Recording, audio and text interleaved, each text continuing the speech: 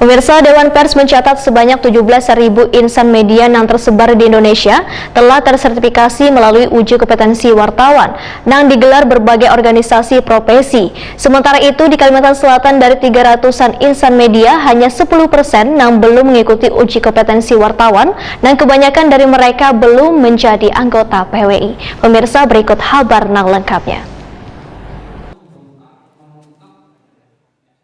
Dewan Pers mencatat sebanyak 17.000 insan media yang tersebar di Indonesia telah tersertifikasi melalui uji kompetensi wartawan yang digelar berbagai organisasi profesi. Sementara itu di Kalimantan Selatan dari 300-an insan media hanya 10% yang belum mengikuti uji kompetensi wartawan, yang kebanyakan dari mereka belum menjadi anggota PWI. Demikian dipadahkan Ketua PWI Kalimantan Selatan Zainal Helmi, Wetakwani Prima TV usai memberikan pembekalan di Pra UKW di gedung PWI Cabang Provinsi Kalimantan Selatan jelang Kamarian Selasa 15 Desember 2020. Zainal Helmi menegaskan Dewan Pers menyatakan bahwa insan media harus memiliki sertifikat uji kompetensi wartawan sesuai dengan Undang-Undang Pers Nomor 40 Tahun 1999. UKW ini, ujar Zainal Helmi, sangat erat kaitannya dengan verifikasi media karena setiap pimpinan redaksi atau penanggung jawab media diisyaratkan oleh Dewan Pers harus memegang kartu uji kompetensi wartawan utama. Jika kada, maka belum dipadahkan media yang terverifikasi di Dewan Pers. Walaupun media tersebut sudah berbadan hukum PT,